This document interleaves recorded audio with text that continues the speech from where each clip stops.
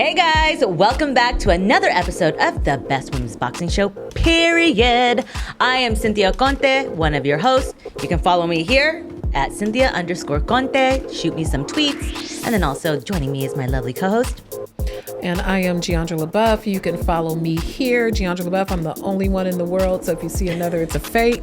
And we're back, and we're going to talk some more boxing this week because we got a champ in the building. Oh, we got champ. Look at her shiny belt. We got the hardware in here. Let's give a warm welcome to our guest today, the great, the miracle, Jamie Mitchell. Thank you for joining us. Thank you guys for having me. Thank you. And that beautiful WBA champ belt. We're going to go into that, but you won that fair and square. You took it off the champ, and now you're the champ. Yes, I am. Let's go back to that fight. You fought against Shannon Courtenay in the UK, in Liverpool. And, I mean, we've talked about Shannon before. She's a very controversial. I mean, she's stirred up some controversy with Ebony Bridges and then with you. And I think a lot of people underestimated you because we always heard about Shannon and what she did, how she fought against Ebony Bridges, and that was a hellacious match. And then you come in, the U.S., the girl from the U.S., and you battered her, you took her down. I mean, she was overweight. There were a lot of things going into this fight. What did you think of taking on, being the challenger? I'm going to tell you a true story about this fight, right? So I would say maybe about a week before I got the call to fight Shannon Courtenay, I had a dream. I had a dream that I was standing in the ring with a gold and black belt with my manager, my head coach, Dewey Cooper, and my strength and conditioning coach, assistant coach, David Haynes. And I was standing in the ring, and I didn't understand the dream. So that Saturday, I woke up and I went to run the mountains. As I'm on my way to the mountains, I get a call from my manager talking about fighting for the WBA title. So I was like, I didn't know who I was fighting. He didn't even drop a name. Really? He didn't drop nothing, no location, no nothing. I said yes. Like, I had the dream, so that was confirmation for me. Wow. So I understood deeper than anybody else. You know what I mean? That this was my time. So, leading up to the fight, it was a lot of stopping and going, the oohing and ahhing and do I not, as far as Shannon Courtenay changing the dates and stuff like that. So Were there a lot of changes? it was about 3 changes total. Did you think the fight was going to fall out? No. Okay. No. Like, she had to do it. She was already, you know what I mean? So, yeah, and, leading up to the fight, just, I was real, I was very confident going into the fight, you know what I mean? I was confident in my skills, in God, and just the dream that I had. It was as plain as daylight to me. So, and, getting to the UK, they showed a lot of love, you know what I mean? The UK fans, it's like they definitely respect warriors out there, you know what I mean? True warriors, and, the weigh-ins and stuff like that. I mean, I actually got a call from my manager. Before I got a call, I got a feeling in my stomach, like, yo, something ain't right. It was like the day of the weigh-ins, and I'm like, damn, I'm not gonna call my manager, but I'm gonna just let it play out. So he calls me. He's like, yo, we got a problem. I'm like, yo, what's the problem? Am I fighting? You know what I mean? Like, yo, as long as I'm fighting, I don't care what the problem is. At this point, I'll fight her for free as long as I get that belt. Yeah. But he told me, she's overweight. How much was she overweight? She was 2 pounds, 2 ounces overweight, Wow. I believe. Ooh. But the night before, I was shaking out with my coach. And me and my coach was in there for like the longest time standing behind her. She was running like she was in the Olympics, like she was trying to get that weight off. And I had seen her that Wednesday, which was the unofficial weigh-in. And I was like, yo, she is nowhere near 121.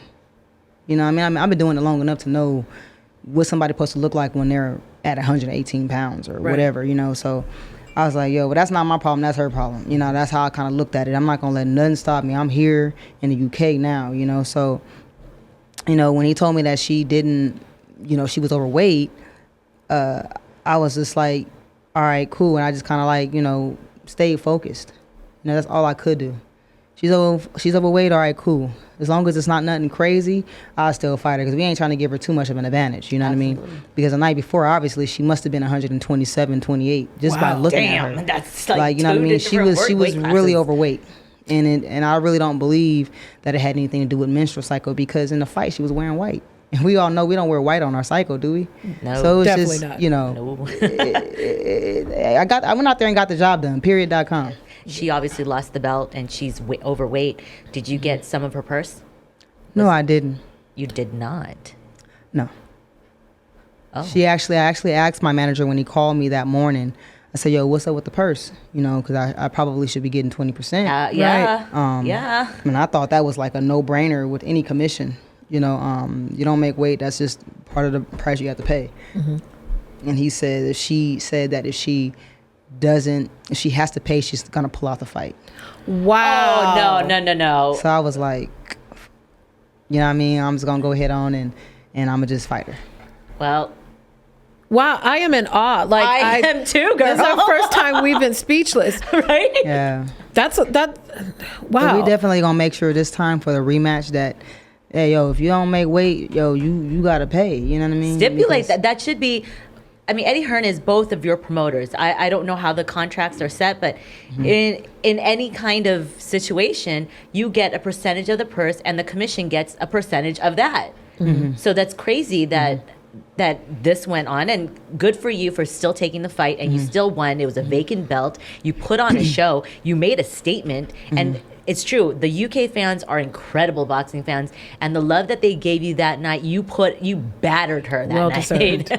I mean, had to do it. Credit to you, Shannon. Also, you are a warrior, but the better woman won that night. Well, at the end of the day, I was just telling my photographer, shout out to my photographer, clocked in, not out. He just asked me a question yesterday. We were, running some footage and stuff like that. And he's like, yo, Jamie, what does being professional mean to you? And I said, being professional means doing it even when you don't have to. You know what I mean? So at the end of the day, we got to, like I say, I just kind of feel like 100% of the males in boxing has that bark. But only 20% has that bark and that bite. And women, only 100% has that bark, but only 10% have that bark and that bite. So you got to be able to separate yourself and be professional at all times, no matter what's going on. I mean, I can sit here and tell you right now, my best friend and my son's father died 2 days before my fight in the UK. Oh. And I still had to go in there and just put on and act like nothing was wrong and not get too emotional when questions were being asked to me. And that's what being professional means to me. The fans don't care how you feel.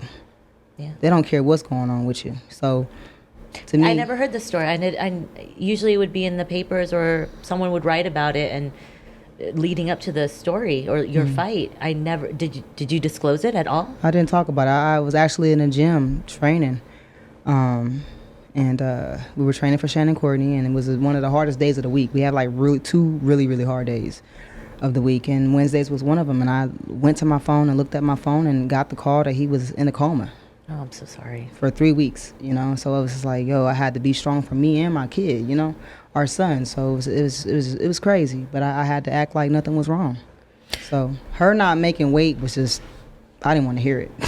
Are you a highly spiritual? Are you a highly religious? Because they say that God gives his hardest battles to his strongest soldiers. Are you a deeply in touch with your spirituality person? Absolutely.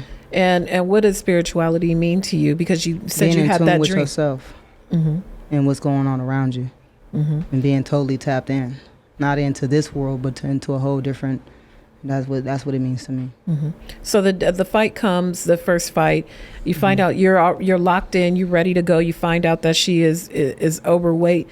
Does that cause any type of a shift in your mind? Is it a shift like she lazy, or what does that do? I didn't care about her problems. I truly didn't. Like they're already.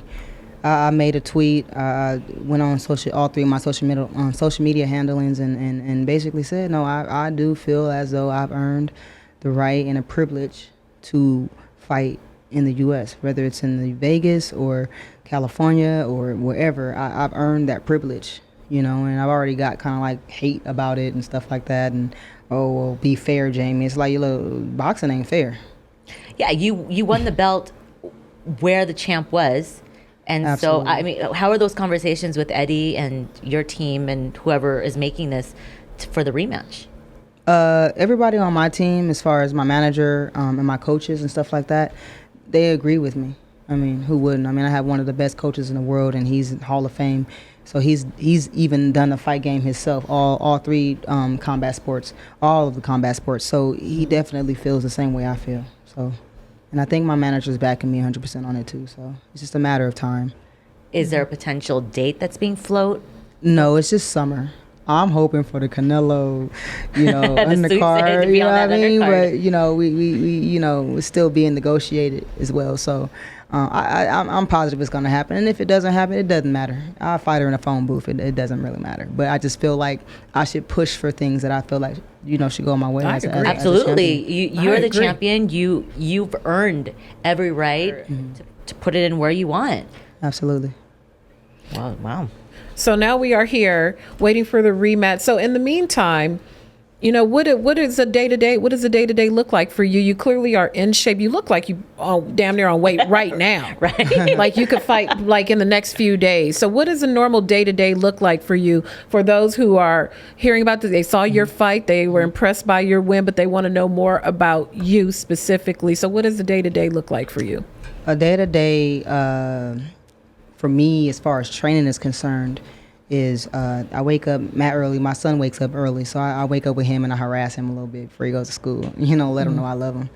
And then after that, it's just like I kind of slowly start getting my day together, whether I've done meal prep. I do my own meal preps. Sometimes I don't do meal prep out, so I cook for breakfast for myself and stuff like that. And I slowly start getting ready. It's kind of like start touching bases with social media and stuff like that. And then, about like 11 o'clock, I'm already heading to the gym, for my first training session. And then, I'm getting my miles in the evening. And, that's pretty much the norm for me, 6 days a week, twice a day, doubles, so. And outside of training, it's just like I don't even want to talk about boxing outside of boxing, I want to be able to hang with my friends and be normal, because to me, it's like I'm nothing special, I'm special, but I'm no different from you, so I don't want to be looked at as, me personally, I don't worship anybody but God. So when I'm outside of the gym, I'm outside of the gym, and I want to be with my friends and laugh and joke and spend time with my son and all that kind of stuff. I'm just a regular person, man. That just doing what I love. I'm not doing what I have to do. I'm doing what I love to do. Mm-hmm. You said you get in, part of your routine is tapping in and looking at social media and seeing what's going on. We've made some bold statements on this show. I believe that women are going to take over boxing as the main attraction within the next 5 years. That most of the cards are going to be led by women, competitive matchups. We're seeing it in UFC and other combat sports. What are things that you were seeing out in the boxing landscape that you're pleased by, that you're not pleased by? What are you seeing out there as someone who lives and breathes the sport that you just keep an eye on during your daily tap in? Well, I agree.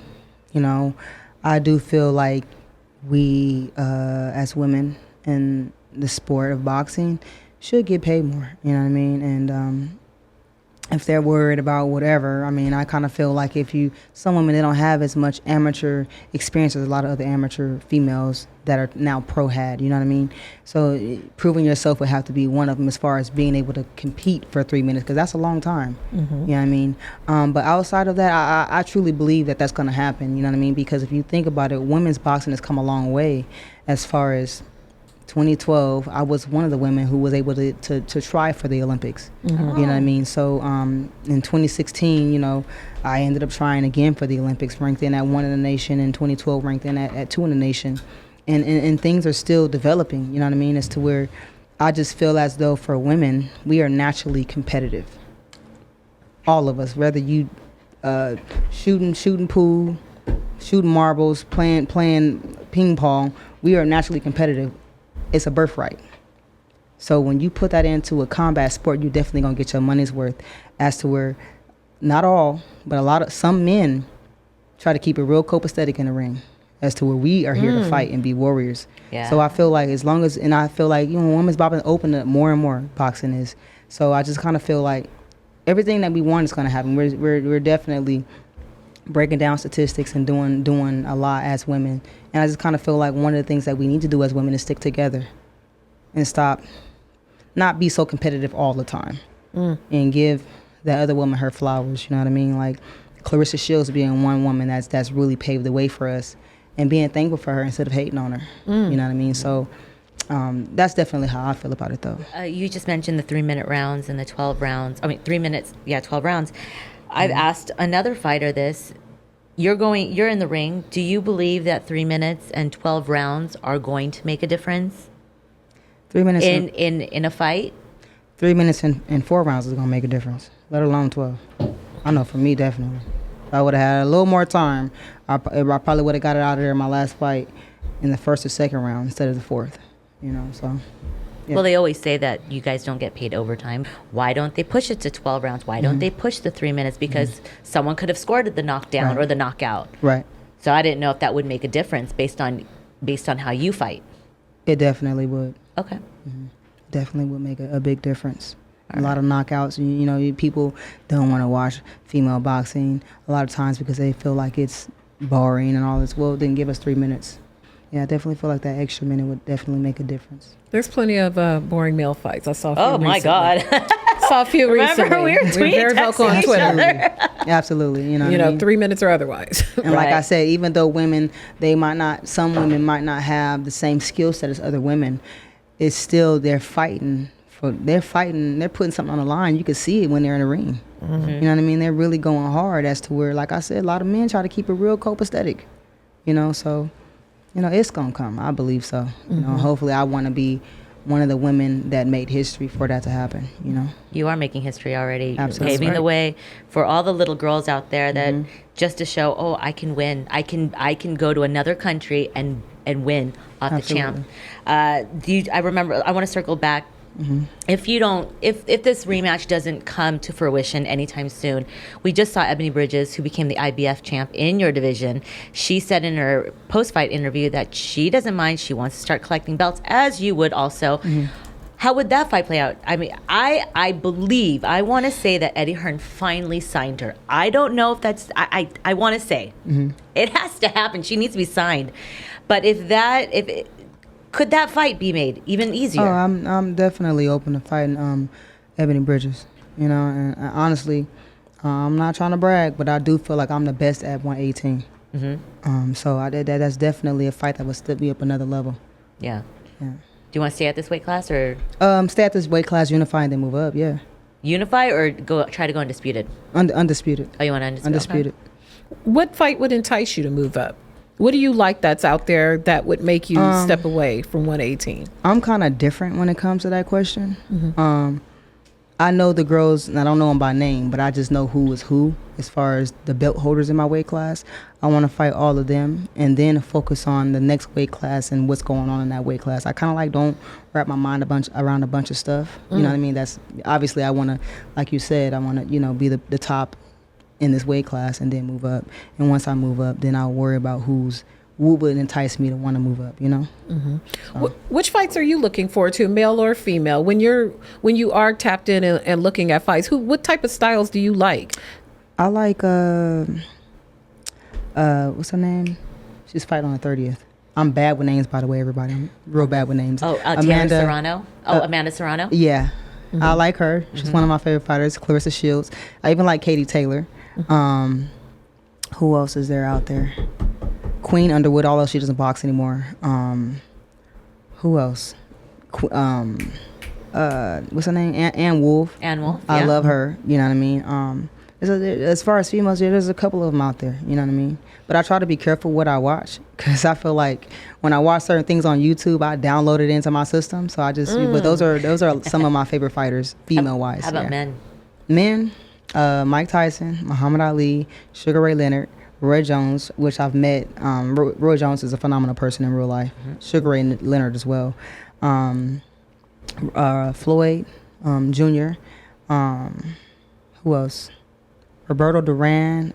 The list can go on. Like I have a lot of guys that I like. Sweet Pea Whitaker. It's a lot of them that I like. Rest in peace. Yeah. Yeah. So.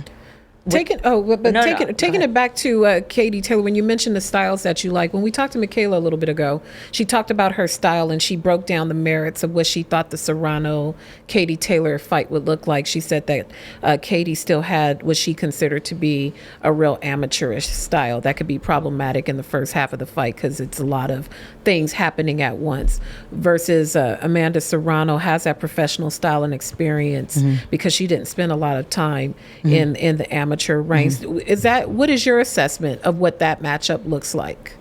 I can see the what she's saying as far as the amateur, like busy. But also, I do feel like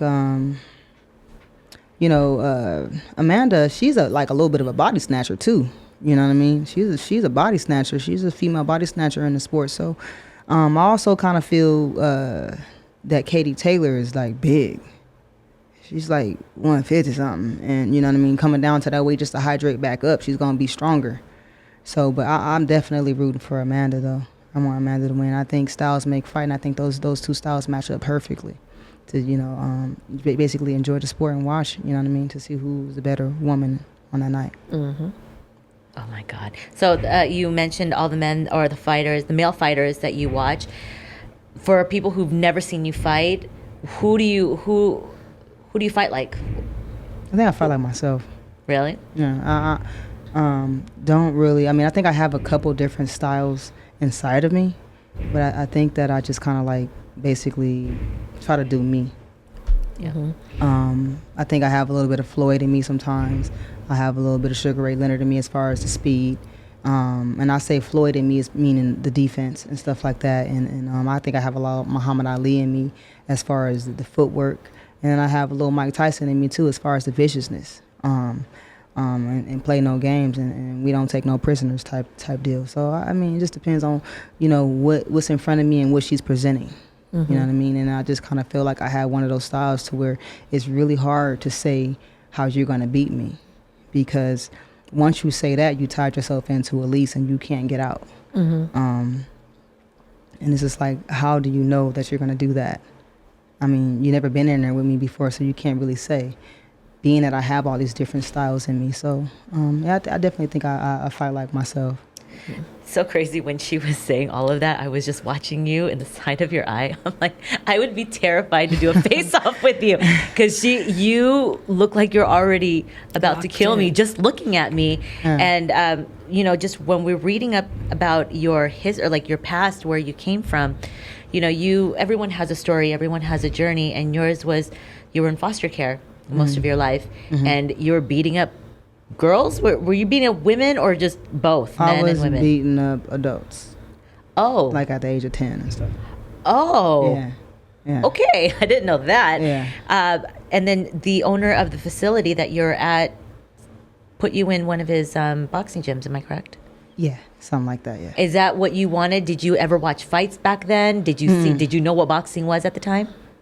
I heard a lot about Mike Tyson, like staff that was at work. They were like, "Oh man, did you see that Mike Tyson?" So it's like I didn't get to see Mike Tyson, but I heard about him, and I was like, "Yo," I felt like I was him in the system. Like if you call up anybody that know me back when I was young and dumb, they'll tell you like my name still ring bells in certain places. Like I'm still a legend for that tenaciousness that I had. You know what I mean? So.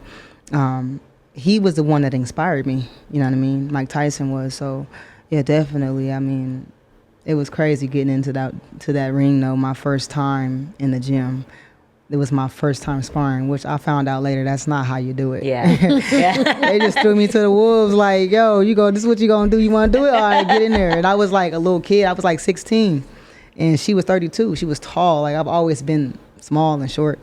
And everybody was calling me Mike Tyson's daughter. You know, I'm like, well, I don't know about all of that. I know I'm savage on the street, but not in boxing.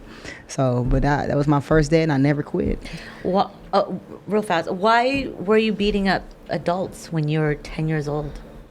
Anger or just? Yeah, I felt like, when I was 10 days old, I got taken away from my mom's, and due to her drug addiction, and she's still struggling with today.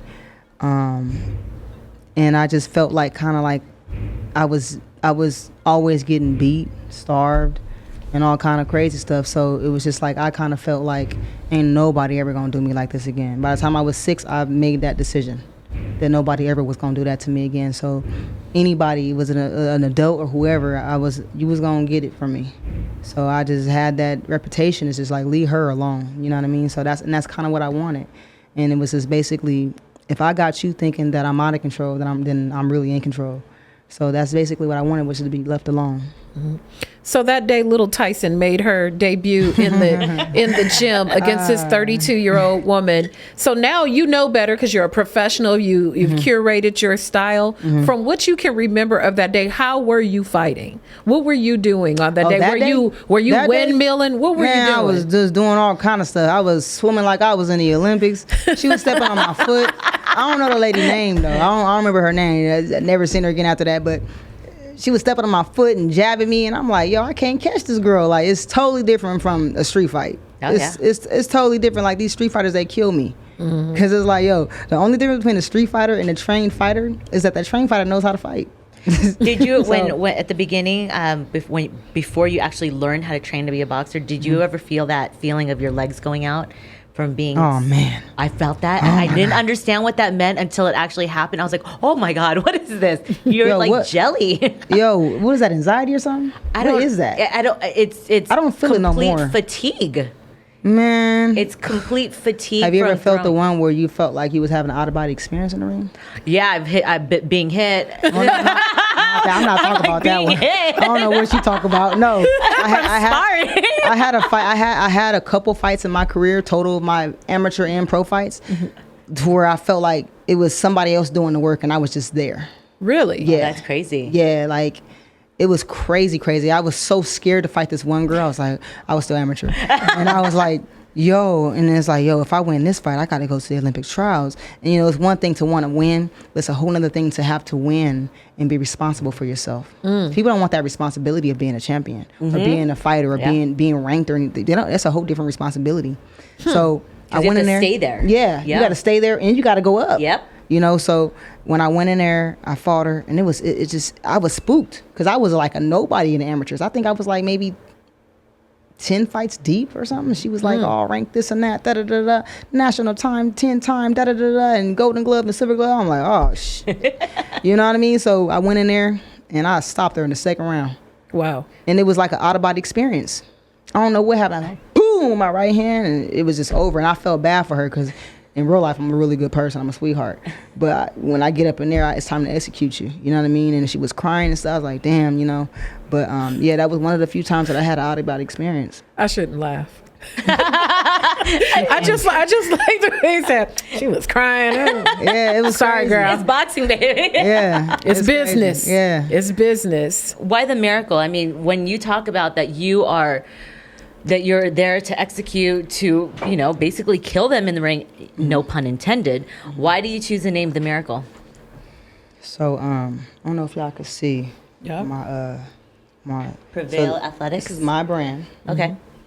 They got the boxing gloves, the infinity sign, and a P for Prevail and A for Athletics all in one. Okay. So if you go look at my story, and if you have the time to read stuff like that, and pick yourself up a hoodie, a backpack. At Prevail Athletics? Yeah, for sure. Socks. I got phone cases. I got everything going on. I'm still trying to build it up. It's new, but once you read my story, you'll see. But to answer your question, the reason why I call myself The Miracle is because I'm not really supposed to be here right now. You know what I mean? I beat a lot of statistics. You know what I mean? I was supposed to be in prison. My son was supposed to be in the system. And, I prevailed against all of that. I beat a lot of statistics. You know what I mean? So it was kind of like basically my pro debut that I had in the California area. My first promoter, he was like, well, what do you want your ring name to be? And I never had a ring name. So I was like, oh. He was like, well, why don't you make it Miracle? And my son was a little one back then. He was like 7 or something like that. And I was like, Sahi, what you think? And he was like, it should be The Miracle. Aww. I said, all right.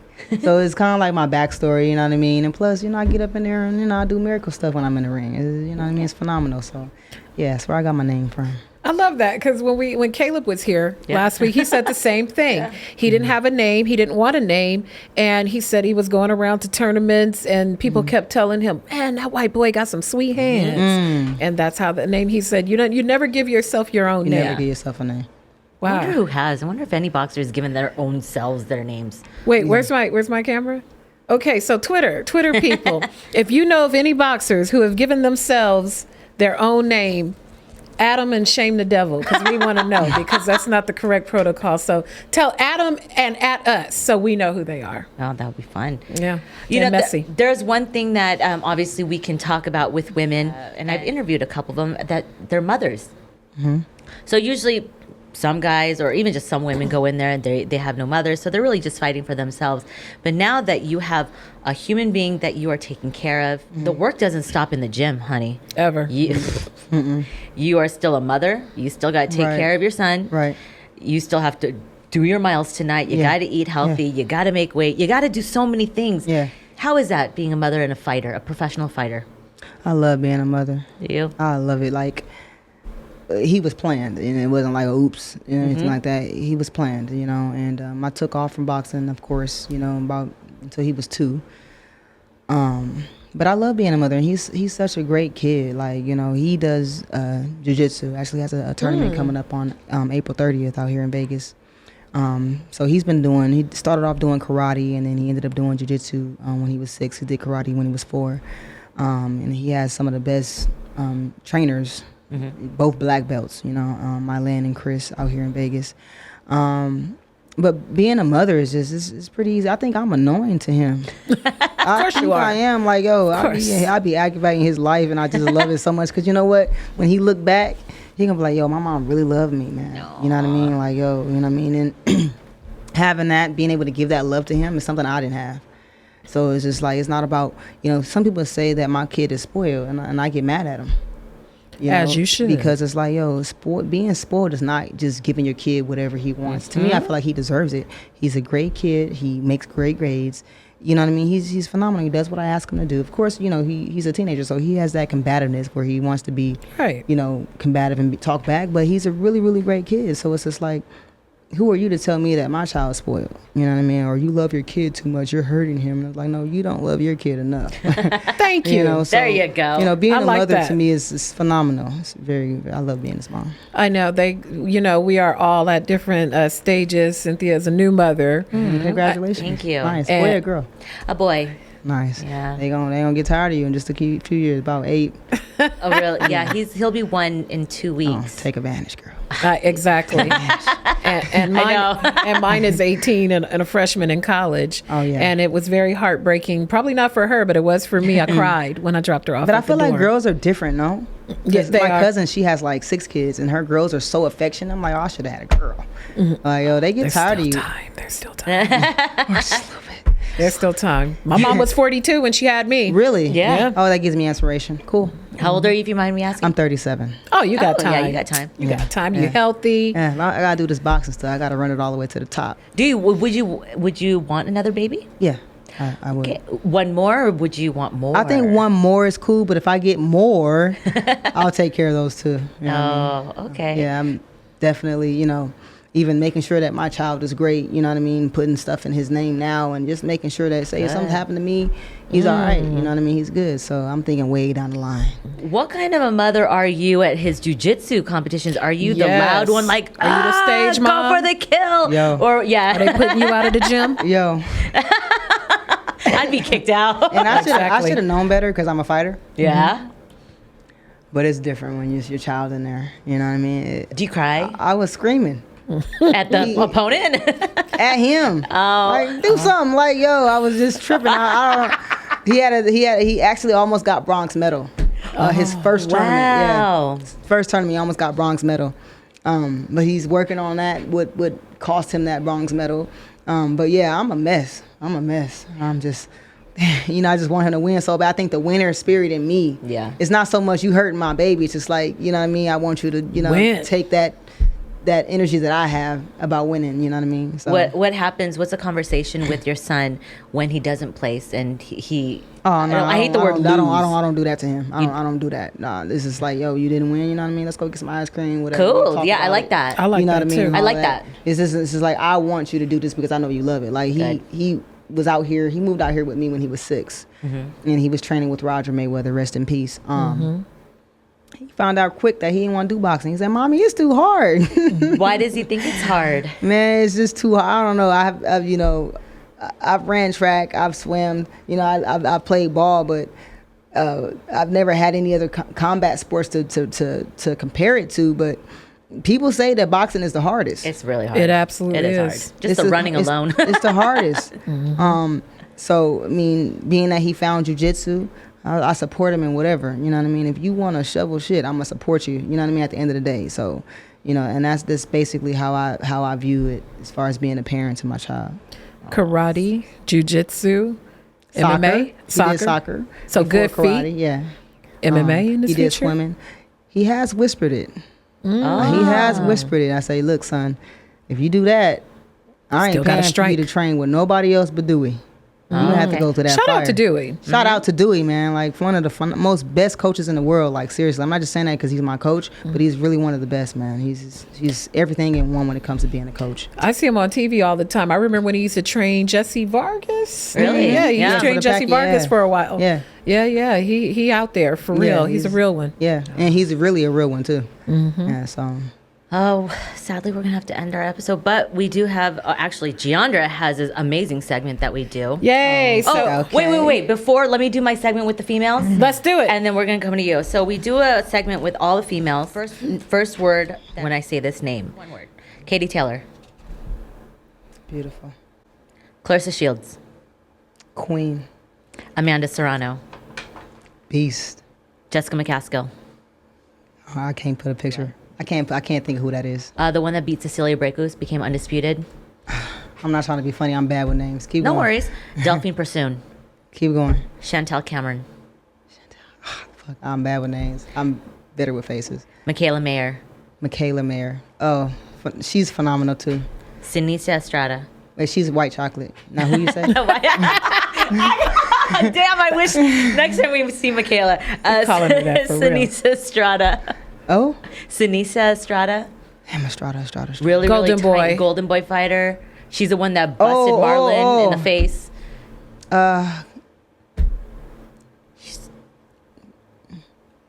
don't know. I can't think of her. Savannah Marshall. Savannah Marshall. She's the one that's like her and Clarissa are supposed to have the biggest fight. I don't know. SpongeBob. Damn. Clarissa will probably like that. We'll have to send that clip to her. And then last but not least, Jamie Mitchell. The It Factor. Anyone ever say Joni Mitchell? I keep calling you Joni Mitchell, the singer. I don't know why. She never lied.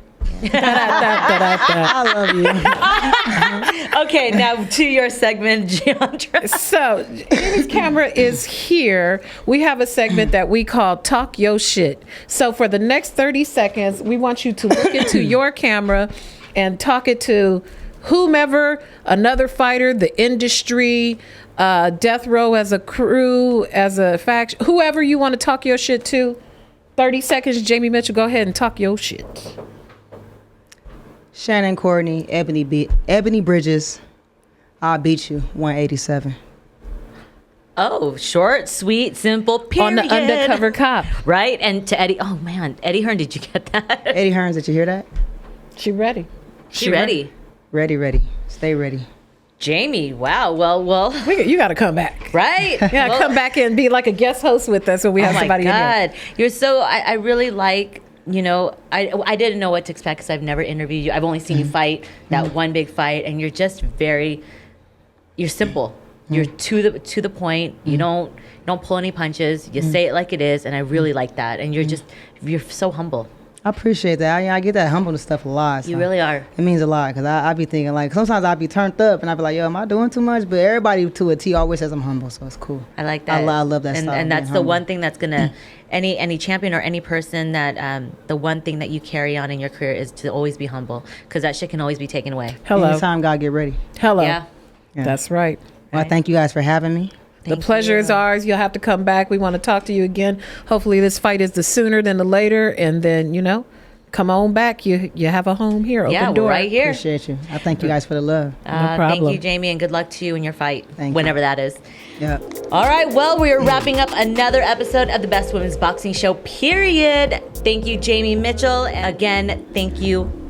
I was like, I don't want to say your name. And my name is here. Follow me on all your social media platforms. Yes, and also follow us. all of our social medias.